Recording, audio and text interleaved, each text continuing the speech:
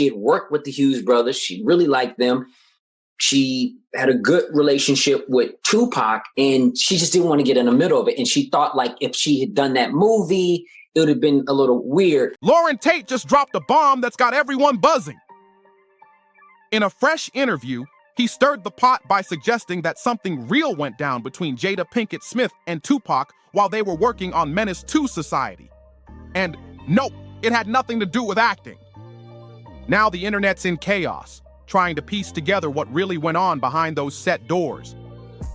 People are starting to wonder if Jada's been hiding the truth this whole time. She's been out here calling Tupac her soulmate for years.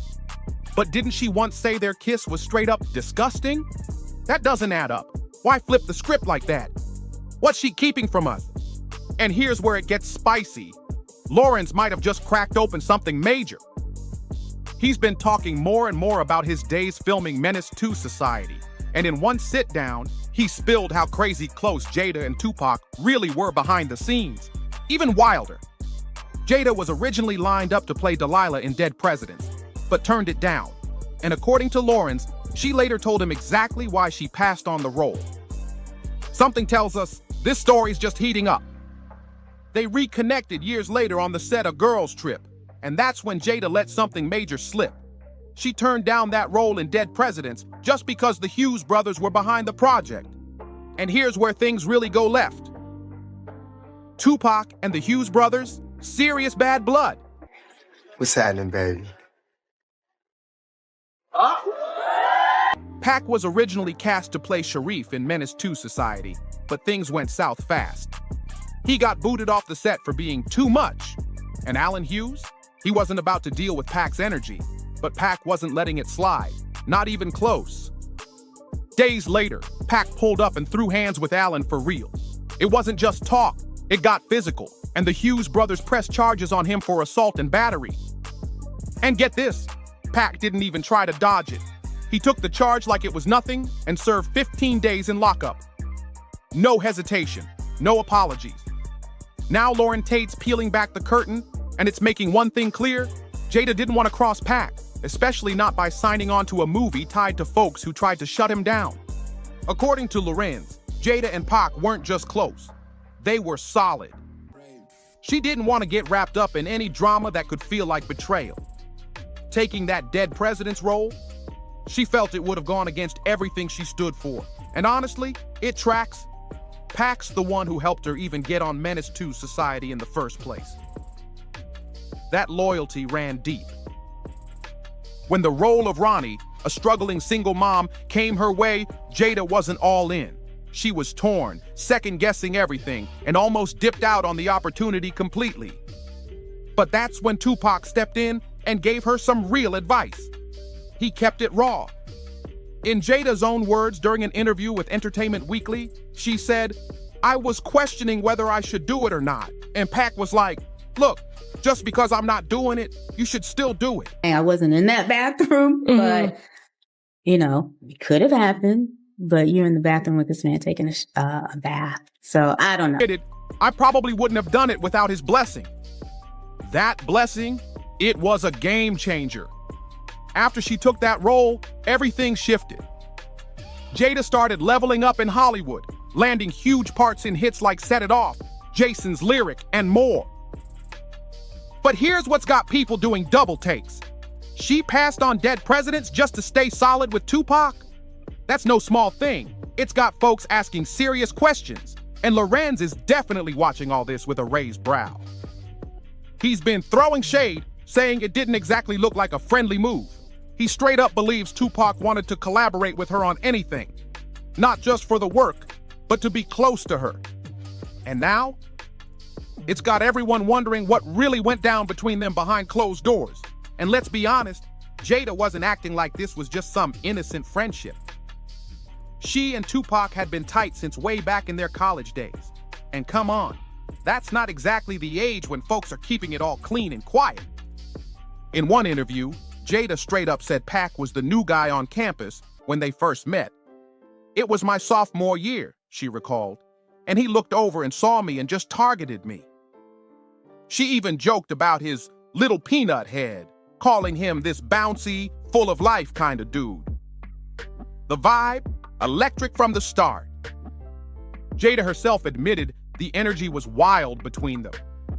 Let's not brush past the fact that she once called Tupac her soulmate. She said, "If there's such a thing as past lives, I definitely think that Pac and I have traveled a few together." That's not your everyday friendship. That's some next-level connection. But it gets even more intense. Rumor has it, things actually did heat up behind the scenes.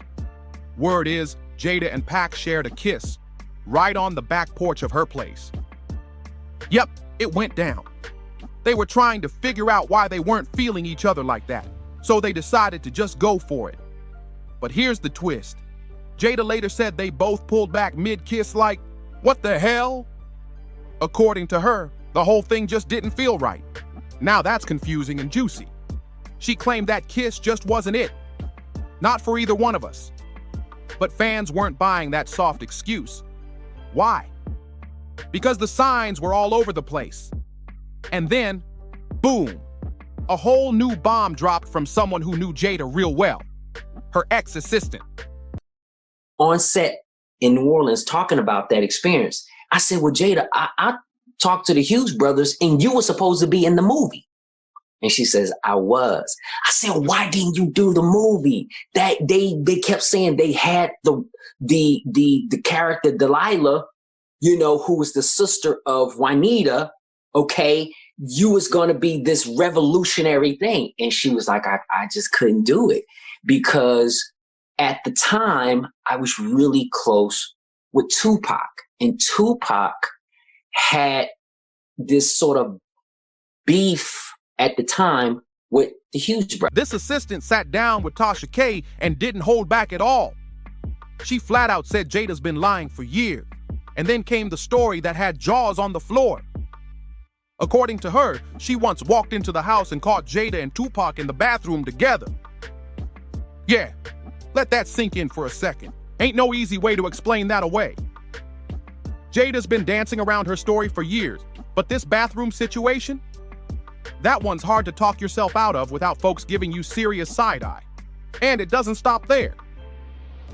Tasha K once claimed Jada even panicked because she thought the assistant was gonna run and tell her mom. When they asked the assistant about it, she didn't deny a thing, just stayed quiet, which made everybody even more suspicious. And just when you thought things couldn't get any deeper, here comes that infamous letter from Willow to Tupac that had the whole internet in pieces. The letter read, "Dear Tupac, I know you are alive someplace. I think that my mommy really misses you. Can you please come back? Can you come back so mommy and me can be happy? I wish you were here. I really do. Love, Willow." Like, what? The girl was just a kid and she's out here writing letters begging Tupac to come back just so her mom could be happy again? That shook everybody. The internet went nuts after that letter surfaced. Hughes was like, "Tupac, why you acting like a bitch? You're acting like a bitch right now. You acting like a straight bitch. Let's step outside. This is what I hear." One commenter summed up what a lot of people were thinking. Does anyone else find the letter Willow wrote kind of weird? Like, weren't her parents still together at the time? People couldn't help but wonder. Was Jada really walking around the house talking about how unhappy she was with Will? And how she'd rather be with Tupac, who wasn't even alive anymore? And just when you think this whole saga couldn't go any deeper, boom! We find out Tupac dedicated a whole poem to Jada in his 1999 poetry book, The Rose That Grew from Concrete. The poem's title, Jada. Fucked him up when he showed up at the set and he wanted to get down with him. Like, nigga, we finna go up here and fuck up some shit. It ain't finna be no talking, ain't finna be no, explaining. Tupac, like, we finna pull straight up there because he probably knew they're not gonna do anything. Subtle. It's straight up emotional. You are the omega of my heart, the foundation for my conception of love. When I think of what a black woman should be, it's you that I first think of. You bring me to climax without sex, and you do it all with regal grace. You are my heart in human form, a friend I could never replace. That doesn't sound platonic to anybody, People read that and were like, there's no way this was just a friendship.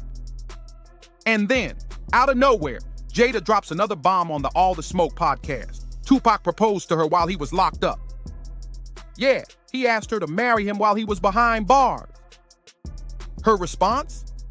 She shrugged it off like it was no big deal, saying, I knew at that time that he needed somebody to do time with him, which I was gonna do anyway. He didn't have to marry me to do that. I was already there. They fired me, but did it in a roundabout punk snitch way. So I caught them on the streets and beat they behinds. You know what I'm saying? Okay, like I was a to the youth brothers. And it ain't over. I still got more than Chuck. Because I read what you said about jump to the TV. To her, it wasn't about love.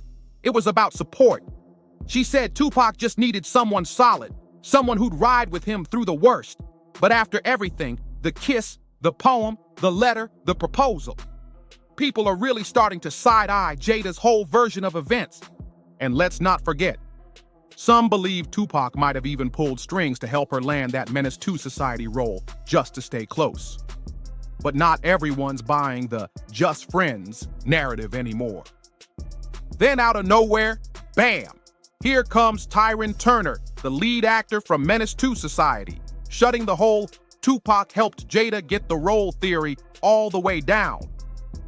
According to him, that story's just not true. He said straight up, Jada didn't land the role because of Pac, period. You know, understanding that Pac and I had a hard time understanding why it just we didn't have it. And I talk about it in the book, you know, that being on the back of porch of my house and we're like having this discussion. I'm like, okay, Pac, just kiss me. And he kisses me and it's the most disgusting kiss between us both. I mean, he pulled back just like, and I pulled back and I was like, see, dummy, you know, and from there it was just like, and then there was one more time he kissed me and it was just like, and I talk about that in jail when I go to see him in Dannemora. That's a whole nother thing. And once again, it's just like, dude, doesn't work. Tyrin claimed the directors held real auditions and were hunting for someone who matched his energy. Jada showed up like everybody else and earned that spot fair and square. He also added that Allen Hughes, the director, wasn't the type to hand out roles just because someone dropped a name. In fact, Allen had to fight his own battle to even get Tyrin cast in the lead. The studio didn't want him, but Allen trusted his gut and pushed through. So, the idea that Pac could have just slid Jada into the film? Tyrin says that's a reach. Now, about the Jada and Pac romance rumors? She's been sidestepping those for years. Jada's always claimed they never had that kind of relationship. In one interview, she said there was no spark, no chemistry like that. But the interviewer wasn't buying it and pushed back, hard, saying their chemistry seemed obvious. That's when Jada hit everyone with a wild explanation. She said their connection was like God made us that way, adding, I'm gonna put y'all together, right? I think there isn't anything that she hasn't lied about, even the nature of her relationship with Tupac. Like, she claims they weren't ever sexual, and I think she did that in order to make Will feel better. I think, in my opinion, Jada would lie to anyone in order to save what she feels is their feeling. To be a dynamic duo, but I'm gonna make sure y'all can't be together. She said that just wasn't their purpose. She even doubled down in Time magazine, writing, there were no errors between us. She described their bond as powerful, but not romantic. No butterflies, no tingles, no hot desire to hold each other. Just something deeper, she claimed. A friendship that helped them get through the darkest parts of their lives. But fans, they still aren't buying it. The more Jada tries to clear things up, the messier it sounds. A lot of folks out here still think Jada's hiding something when it comes to Tupac. And honestly, it's not hard to see why. She hasn't exactly built a reputation for keeping it 100. When Jada moved in with me, we were on Hughes in Culver City. And I remember coming home, she ran out of the bathroom and she's like, Tupac's Tupac's here, he's taking a bath. And, you know, she came out with deer headlights. I don't know. I'm just saying I wasn't in that bathroom, but. Maybe you were going to tell her mom that she was in the bathrooms? And I mean, she's grown now. You know, she's over 18. She's 19 or whatever. Was Tupac famous at this time? Yeah, I think he was with Digital Underground at the time. Okay. Comment summed it up perfectly. There is way too much chemistry in those photos for nothing to have ever happened. And let's be real. They might have a point. Maybe it was just a one-time thing. Maybe they gave it a shot and realized they were better off as friends. But with Jada constantly switching up the story, people are starting to believe it's not just about protecting the past, it's about controlling the story to shape how people see her today. From the way she talks about Pac, to the fire energy they had in every picture, clip, and interview, it's hard to ignore the vibe. Even Larenz Tate seemed to pick up on it, raising eyebrows about just how tight they were on the Menace II Society set. Like they had their own private scene happening when the cameras weren't even rolling. My version of it is that I forgot the girl that came in and she played the house party, the black girl from House Party. I forgot. I keep forgetting. And she was in Baby Boy as Tyree's mom. She came. I hate when I wish somebody get a Wikipedia or something and look that up real fast. Who that name is? Yeah, we could do that. Yeah. I mean, it's no problem. Because I don't want to disrespect her because I think she's a brilliant actress. And you said what movie was she in? She was in Baby Boy. Baby Boy. Oh, you talking about AJ Johnson? AJ Johnson. Yeah, okay. AJ Johnson came in to play my girlfriend. When Jada came in, we matched. The energy was there. I looked at Alan. Alan looked at me. We looked at each other and said, "That's the girl." So the Tupac thing, that was I don't think that was, maybe that was one of the things that she felt, or I know what me and Alan talked about and what we saw when we seen that energy. The same as when Larenz came in. Like it was, we just knew the chemistry was there. But now it's your turn. What do you think? Was there something real going on between Jada and Pac that we've never been told? Was Larenz on point when he hinted at a behind-the-scenes romance? Drop your thoughts in the comments below. We want to hear all of it. Don't forget to hit that like button, subscribe to stay locked in, and share this video with someone who's been following this wild ride. Catch you on the next one. Trust us, it's only getting messier from here.